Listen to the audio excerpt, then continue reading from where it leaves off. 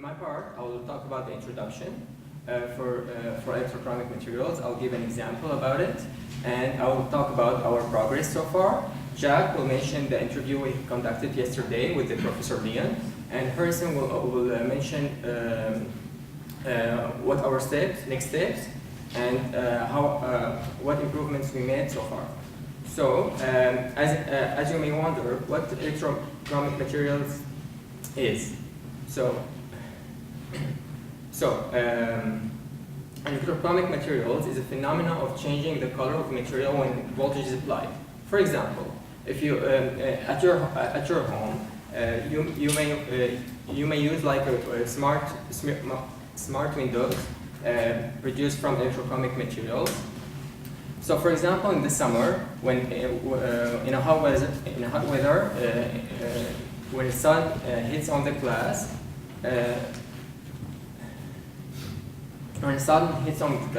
so the color can change. The color, the glass can change the color, and it's becoming darker. Therefore, this can change it can block the sunlight, and then can block the heat as well. And you're not gonna use like air conditioner the same as before. And this can also have like energy saving as well. So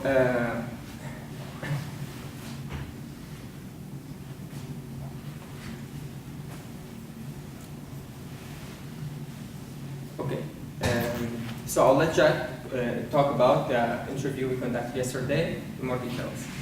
Thanks, Emma. So the team interviewed Professor Lian in her office on Monday from 1:30 to 2 p.m. The team learned a lot about how second-year MSc students can improve on their research and academic and technical skills. So Professor Lian mentioned that since electrochromic materials is just electrochemical cell that can change its color and opacity, what we've been learning in MSE244 in electrochemistry is very crucial for us to do the actual research. Also, Professor Lian told us about the criteria for the materials to perform well in real applications in transportation. For example, the ability of a material to maintain a same transmission of light throughout its surface is very crucial for people's comfortability in, for example, airplanes. Professor Lian showed us a picture of Boeing 787's windows to show that even these mass-produced windows have not been able to meet this requirement. So for second-year MSc students, we need to thoroughly develop our skills in analytical chemistry so that in the future we develop these chemicals and we are able to test them and how well they do in real applications. Also, the ability of a material to change its colors reversibly and quickly also determines its lifespan and usefulness in real applications. Therefore, we also need to develop a very solid understanding in kinetics and thermodynamics in the context of electrochemistry, which we will learn in next term and the first semester in fourth year. We also asked Professor Lian about the importance of programming in the field. In fact, Professor Lian replied to us that in terms of practical experiment, programming is not that important compared to mechanics and analytical chemistry. However, if we want to do simulations and actual development of materials, programming comes into play. So we need to be aware of that. Now I'll let Harrison to give you a summary of things to improve and the takeaway message of this presentation. All right, thank you, Jack. Our interview with Professor Lin shows how deeply related our fields of study are with the behavior of electrochromism. She also shows us that while the behavior of electrochromism is already being commercialized on the current market, there's still a lot of flaws and the product is far being perfect. This means there's a lot of improvement, and this also means that there's a lot of space for us as MSc students to help to improve this product. The first thing we want to do is we want to send up a reminder email to the researcher and director of Switch Material to tell them that we're still interested for an interview and hope that he can reply to us We still hope to learn more regarding career and job opportunities in the industries. The second thing we want to do is we want to search more documentations, business documentations, as well as products that already exist on the market. We want to look into what kind of flaws this kind of products exist and how this could become a potential opportunities for us as MSc students to step into this industry of electrochromism. Our third step is we will start looking for other companies in Canada that also commercialized on the behavioral electrochromism. Hopefully, we can use the connection of Professor Lian.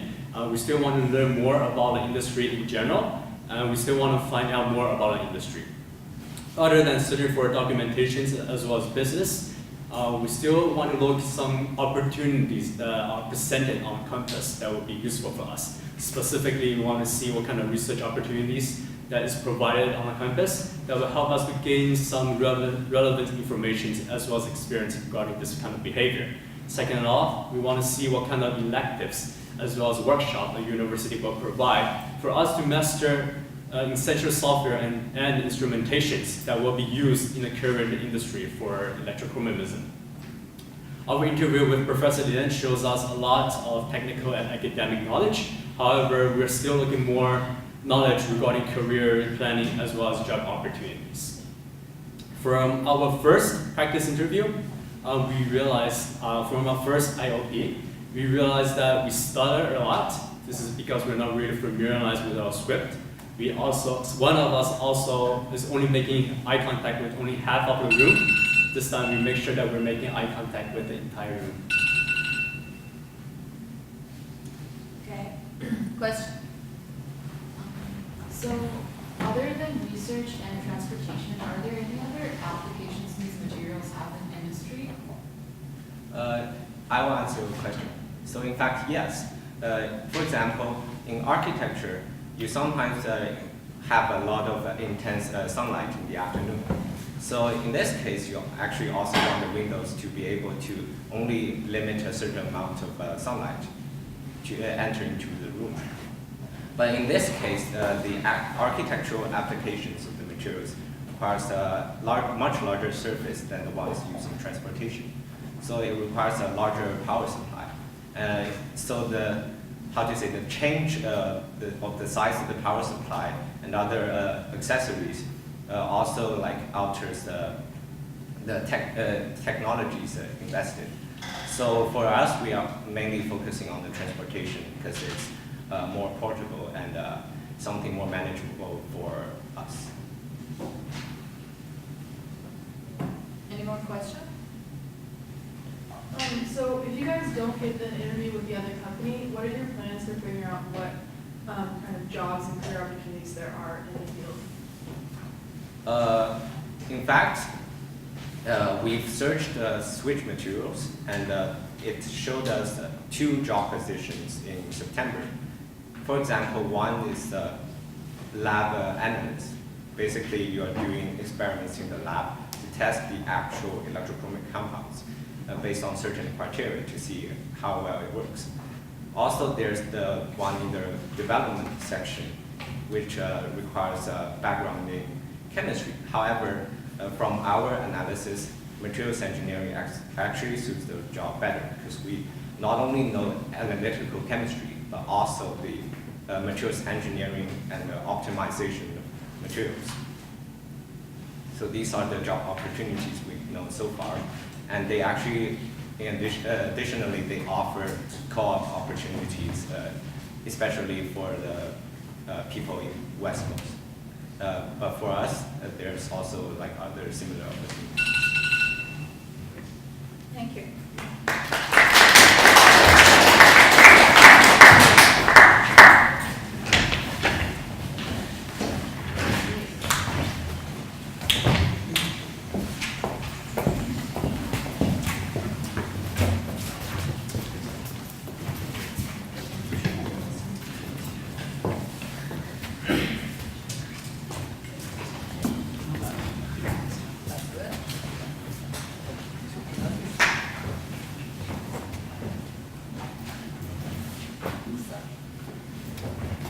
Hi, good afternoon, everyone. We're from Team 14.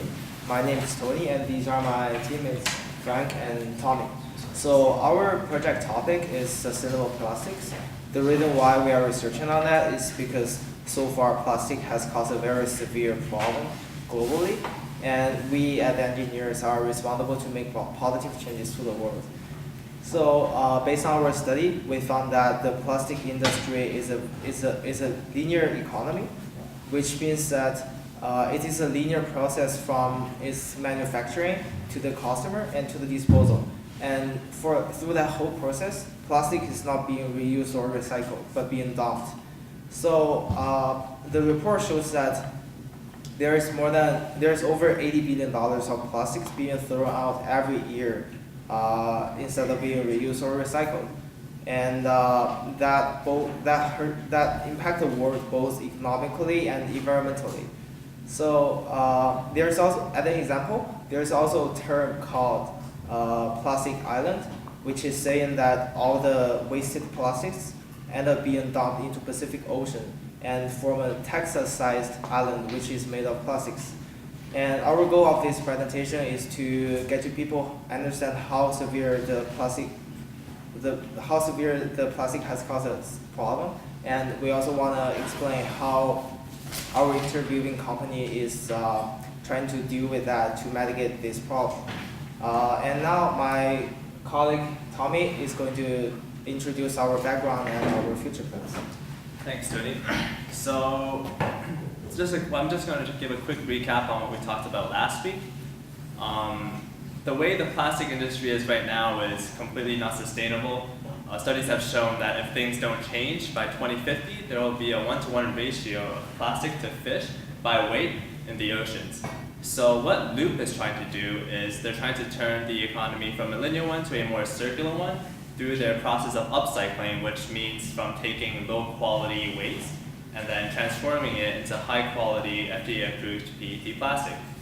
So what makes Loop's technology so revolutionary is that it requires zero energy inputs, meaning it does not require heat or pressure for their technology to work.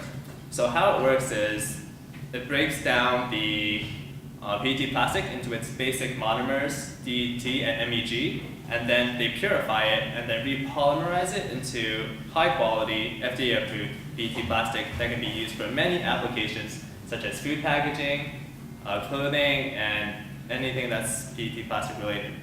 So for our next steps, we're trying to secure an interview with Nelson Switzer, who is the Chief Growth Officer of Loop Industries. He is also an alumni of UFT for environmental engineering, and we're trying to get an interview with him. We've already spoken to him a couple times back and forth, and he's agreed to do an interview with us, but we have yet to schedule a time because he is on a business trip right now. So for our final presentation, we're going to talk about the interview, how it went, Nelson Switzer. We're going to talk about Loop Industries and how their missions, their goals, their accomplishments, and how they contribute to the sustainable plastics industry. As well as we're going to talk about how we as MSc students can get into the field of sustainable plastics and how we too can contribute based on the feedback we get from our interview with Nelson Switzer. So, and I'll pass it off to Frank. Thank you, Tom. So I will talk about all the improvements we made from last week after we received our peer review from our TA and our fellow classmates. So for example, our attire last week was unprofessional and unsuitable for a presentation. This time around, we changed it up for this occasion. As an example, my colleague Tony, who was wearing a hat last time, and we took it off and made him definitely more professional. Me personally, I was sweating a lot last week, and I tried my best to minimize that for this presentation. For this presentation. Also, my colleague Tommy was unable to finish his presentation without reading his notes. So what we did was actually yesterday, we booked a 2-hour practice section in Gerstein, and we perfected our presentation, and it is what it is today. And to recap on Loop Industries, Loop Industries demonstrates how MSc is changing the world globally, and it is the forefront of the research in plastics. As we mentioned earlier, the plastic economy right now is very circular, and through Loop's upcycling, we're able to reduce the $100 billion waste that plastic is being thrown away every year. So Loop demonstrates how MSC is changing the world globally and economically. Thank you.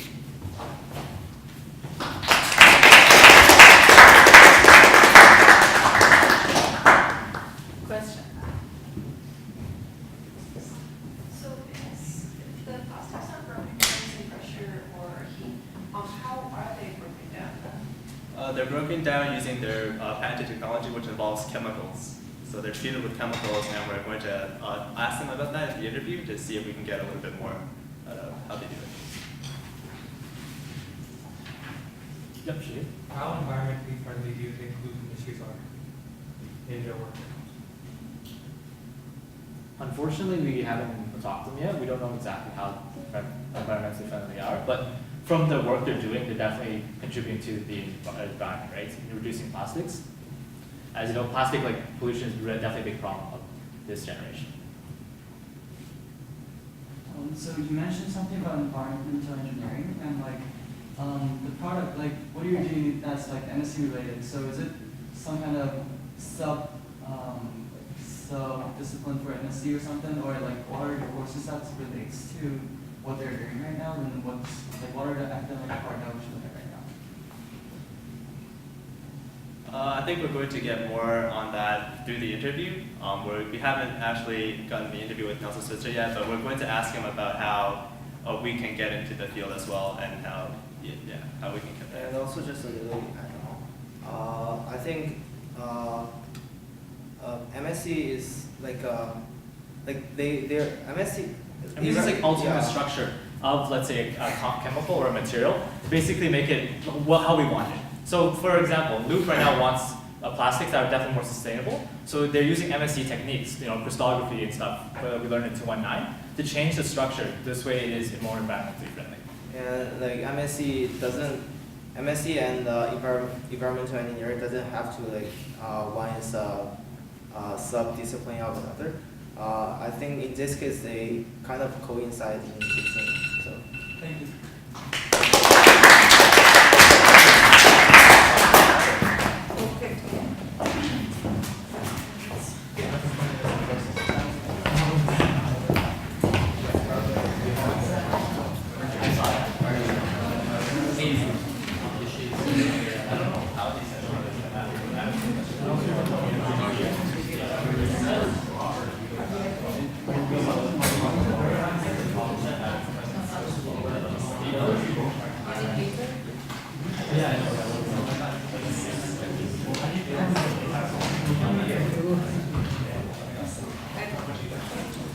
Hey guys, my name is May and these are my teammates Shakira and Nicole. Last week we gave you guys a presentation where we presented our progress on this project thus far. And over the past week we've had the opportunity to watch our video recording of our presentation and sort of reflect on which aspects of oral presentations that we would like to improve upon both individually and as a team. For today's presentation, we thought it would be nice to start off by just providing a recap of last week's content, just to act as a quick refresher, and then we will be sharing some of the insights we got from watching our video recording. And lastly, we will provide a preview of how we want to wrap this project up, as well as what you guys can expect from us for our final presentation. So just to start off, a quick recap. Last week, we introduced the protective coatings industry to you guys. We wanted everyone here to realize that protective coatings can be found everywhere in our everyday lives. For instance, just an hour ago in our inorganic chem lecture, Professor Leanne mentioned that you can find a very thin layer of aluminum coating in the bags of potato chips. And we never really think about these things, right? Like why would that coating be there? Well, it's there to maintain moisture and make sure that our potato chips are just as crispy as we originally bought them as. So last week, we also went over just a few reasons as to why we thought this industry was worth looking into and learning more about. We told you guys multiple reasons, and these reasons ranged from it being a potential specialization for some of us MSc students to just how intriguing the current market value of this industry is, as there is still so much room for more growth. We then went over the process of finding our interviewee and how much of a struggle that was for us. We reached out to a number of companies based both within Ontario and outside of Canada, and we told you guys that we received many negative responses. Fortunately, at the end of last week's presentation, we did tell you guys that we got a positive response from an MSE graduate named Yasha, who agreed to do an interview with us a little over a week from now, so on November the 8th. And now Nicole is going to tell you guys just a few things we wanted to improve upon regarding oral presentations. Thank you, May. By reading the feedbacks and review the video from first intermediate oral presentation, our team summarized 3 aspects waiting to be enhanced. First, nearly all feedbacks suggest we are talking too fast and should pace ourselves more properly. So this time, we carefully choose the content we present, aiming to deliver only the most relevant information to the audience. Second, our body postures and hand gestures was told not natural enough. So we redesigned the physical expression during rehearsals, aiming to create a sense of engagement and confidence. Thirdly, to improve the team unity, we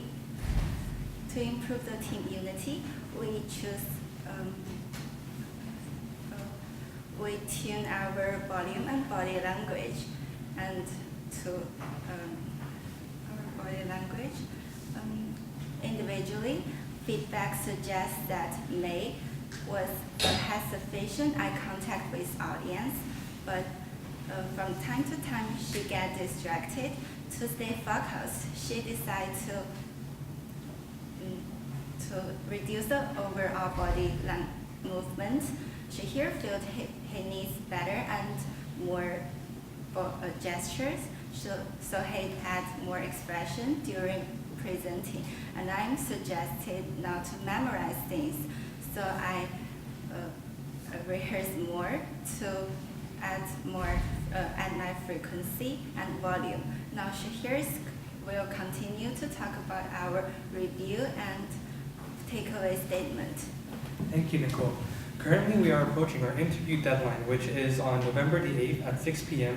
in a room booked here on campus. Our interviewee, Yasha, is an MSc graduate who graduated in 2009 and used to work at a company called TCI Powder Coatings. Her main responsibilities were to support the research and development of such powder coatings so that they can be applied to industrial applications such as automobiles, infrastructure, and appliances. Our goal for our interview is to figure out whether her material science and engineering background contributed in any way to her work at TCI Powder Coatings. We also want to know what inspired her to join the powder coatings industry, and specifically TCI Powder Coatings. Lastly, we also want to know what are the requirements to join such an industry. Some questions we have related to our goals is what does material science have to do with her everyday work life? And also, can she take her experiences from TCI Powder Coatings and transfer them to other industries or other lines of work within the industry? Coming from the interview, we hope to have learned a lot more about the powder coatings industry and TCI Powder Coatings. In the next couple of weeks, we hope to present you all with a PowerPoint presentation that provides in more detail on what steps you can take to be in a position just like Yasha. So just to recap and just to conclude, our topic that we chose to present to you today is protective coatings, powder coatings industry in Ontario. Our interviewee Yasha is mainly focused on the research and development of such coatings, and in the next couple of weeks we will have a PowerPoint presentation detailing more on the topic. We hope that our presentation has improved from last week, and we hope that you can see that in our presentation right now. Thank you for listening, and we are open to questions.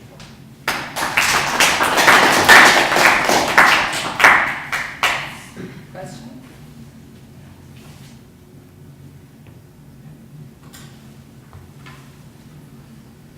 Any question?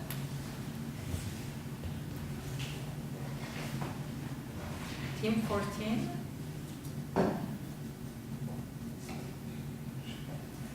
Besides TCI Power Coatings, I assume they're Ontario-based company. What other Ontario-based companies are there to possibly get in? Well, we didn't really, how we did our research was mainly on the people who worked at specific companies for powder coating. So we didn't start by looking at other companies. When we didn't find enough people that worked in the powder coatings industry, we kind of expanded our scope to companies that mainly resided in the US and in Europe. In our last presentation, if you can recall, we talked about Line X and Olacron, which are powder, well, not really powder coatings, but protective coating industries in America and in France. But specifically, we don't really have any other companies to present to you in Ontario. And then on top of that, before Yasha agreed to doing an interview with us, we kept our scope as just protective coatings in general. So we did contact companies such as the Ontario Protective Coatings Company, which is pretty explicit in their name as to what they do. So yeah, that's based in Ontario and they focus on protective coatings. Any other questions? We don't have time. Thank you.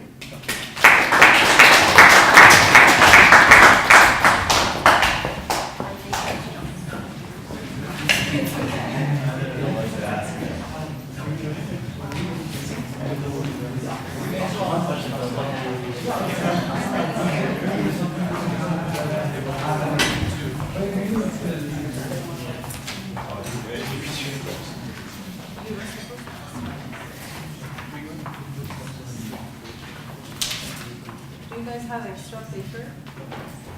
You got all my papers, yeah.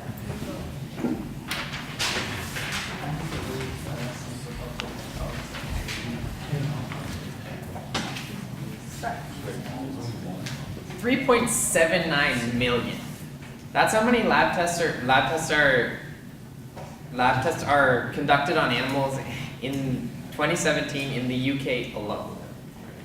Imagine if we could synthesize human tissue instead of having to use rats or mice in those exact tests to be able to test exactly what tissue we wanted instead of having to guess how it translates from rat tissue to human tissue. Well, in the field of tissue engineering, they're hoping to be able to create human tissue and make it a reality. Hi, I'm Andrew, this is Andy, and that's Amelia, and we are Team 16. We have carefully prepared this presentation and taken your advice from last week and hope that this week is an improvement upon it. Firstly, I would like to start off with an overview of our presentation. I will be giving a quick review of what the tissue engineering field is and 3D bioprinting. Then Andy will talk about, give a preview of what our semester will look like after this, as well as our recap of our interview with Dr. Jetsios. And Amelia will talk about how MSEs are related to the field and can get involved with it, as well as a reflection on how this week and last week have gone. Tissue engineering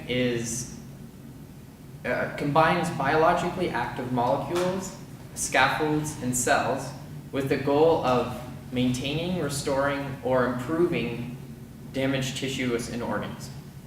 From our interview with Dr. Jetsios, one of the things that stuck out was that he was very adamant that technology he believes in the future will be prominent is that of three-dimensional bioprinting. It is an offshoot of 3D printing, which uses biomaterials as the cartridges, and which allows living tissue to be created into different structures with different orientations and positions. Hopefully, this will allow the creation of living tissue in the future rather than having to grow or harvest it. And now I'll pass it on to Andy to talk about to preview the rest of our semester. Thank you. As we mentioned on the first oral presentations, we had a successful interview with Dr. Spiral. We asked him multiple questions and received his unique answers about his own career path, as well as the basic information of tissue engineering. So for the next step, what we need to do is that we need to broaden Dr. Spiral's own answers into more general and detailed information about project management in the tissue engineering field. So for example, Dr. Spiral is the Vice President of ASPEC Biosystems of Tissue Engineering. His daily work is not only to innovate and research on the 3D bioprinting technologies. He also needs to work and cooperate with different kinds of people like the management team, the investment team, as well as his former colleagues in the academic world. So what we need to do is that for the final presentation, we need to broaden his own responsibility into a general responsibility for a bioprinting engineer would do in his or her daily work. So also we need to keep on our research. So you guys might be interested in the salaries or the employment rate of such field. We need to research this kind of information and to keep our data reliable. So we would keep contact with Dr. Spiral to have his own expert's view with this kind of information. So next to Emilia to talk about our reflections. Thank you, Andy. According to Dr. Spiro, materials engineering plays a very important role in the field of tissue engineering itself. If you are interested in scaffolds, stem cells, biomaterials related to ink or printer cartridges, or pallets, then tissue engineering could be the career for you. According to Dr. Spiro, if we should continue doing what we love as MSc students right now, and furthermore, we could update the current biotechnology systems, which are some of them which are outdated. Also, we should create synthesized tissues which can revascularize, that is, have blood cells which deliver nutrients to the different parts of the body. In terms of reflection, we have been commended for our confident voice as well as our thorough question and answer session. Personally, I have been told not to put my hands behind my back and to avoid distracting hand gestures, which I have worked on and practiced in front of the mirror. My teammate, Andrew, he has been told to improve his diction as well as emphasize key points, and he has practiced thoroughly as well. Furthermore, Andy, he has been told to avoid monotonous or rigid body postures, as well as to improve his hand gestures.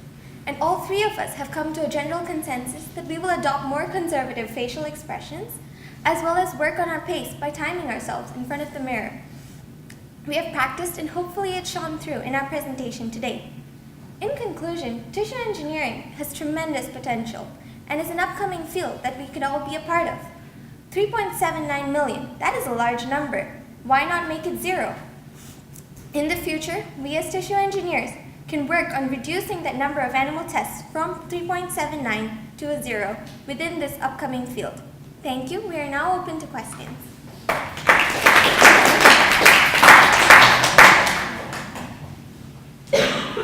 Let's check. How is material science related to tissue engineering? Really, how is material science related to biomaterials? The field of tissue engineering focuses and relies on biomaterials, which in the name biomaterials is also in the name material science and engineering. So the relation of biomaterials to tissue engineering is kind of how the material science students are related to the field of tissue engineering. So you want to add? biomaterials actually involves, so say we want to look at 3D bioprinting, for example. You know the cartridges that go within the printer? That is something that we as materials engineers, we work on. So there are different types of materials. So for example, I mentioned the revascularizing of tissue. That is, we want to add blood cells to artificial tissue. So that's something we can work on. There are so many different examples. Or say the pallets in and of itself for this 3D bioprinter aspect. So that's a way we materials engineers can be a part of it. All right, thank you. Anything else?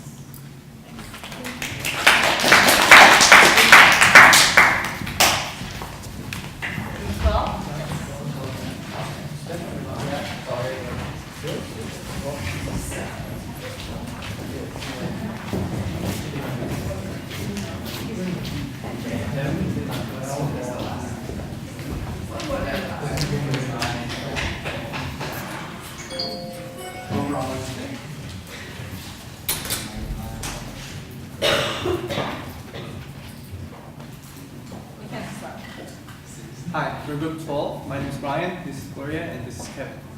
I'll go over some information on the technology and industry we're interested in. Next, Gloria will talk about our progress and our plan for the next presentation. And finally, Kevin will talk about what we learned from the previous presentation and the feedback we received. For this project, we're interested in the display industry, especially organic light emitting dye, so-called OLED displays. Most of you guys are familiar with LED displays, as our phones and TVs around us are made out of LED screens.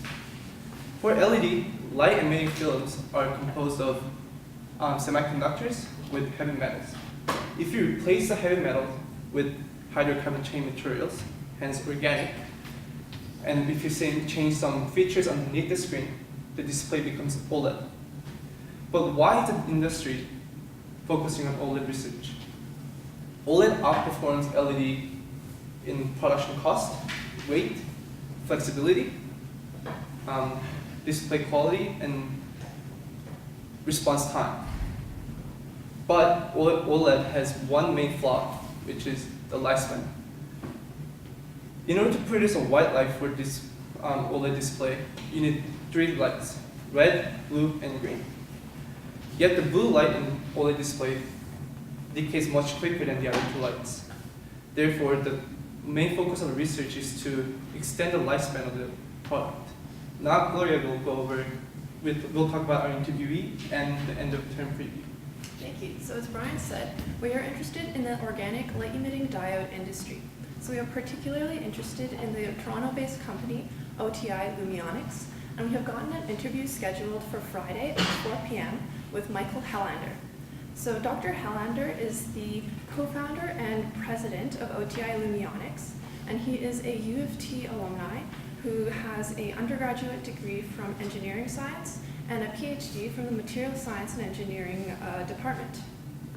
So our goal for the end of term presentation is to be able to report back to you guys and communicate what it is like to work in the OLED industry. We are, in particular, are interested in the research and development department of these companies. So we are going to ask questions and learn about what the day-to-day tasks and responsibilities of such a position are.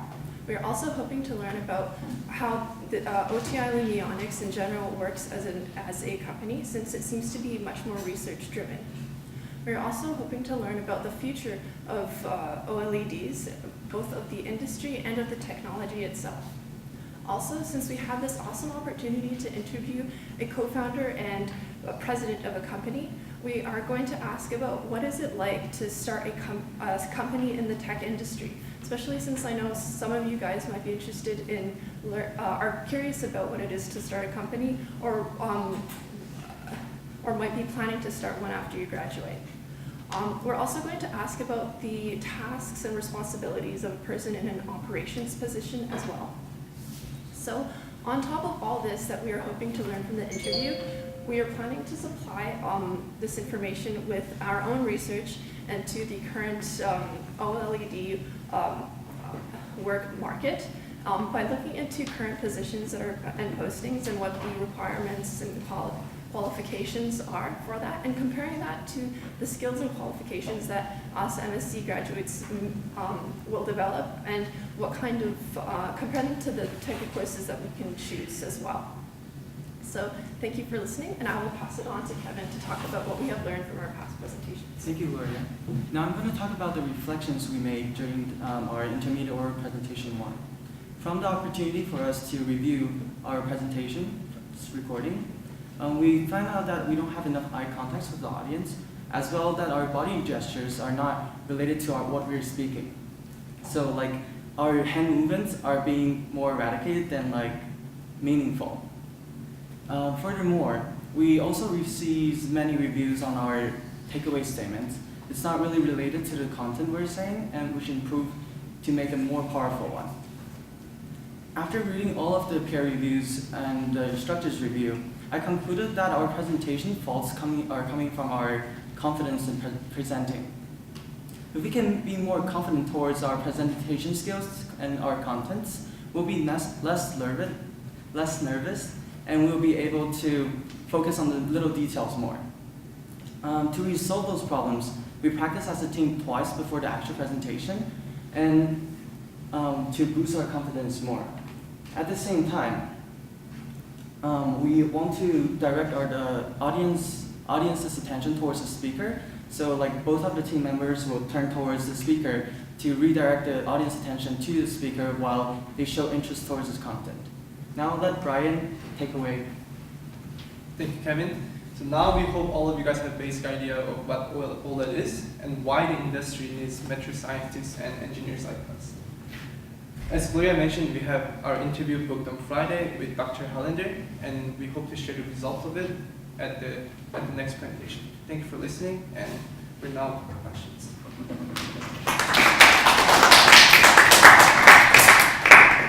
Question. So in the field, the biggest thing is with TVs, correct? Would you say there's other applications that it could be involved in where it can play a big role? Actually, TVs are not the biggest application right now. They're focusing on, TV is one of them, not like the main one though. They're focusing on like electronics like such as a cell phone or like, I'm not so sure about laptops, but mostly cell phone displays right now. Yeah. Okay, but other than displays, is there another? Oh, they use this as lamps too. Like, yeah, they have a product called Airlight, OLED. It's an OLED based lamp, and it's one of the products from OTI Illinois. What's really cool about this material too is that it's completely flexible and the entire material kind of is luminescent. It's not like you have single diodes, kind of like with LEDs, so you can kind of make more wearable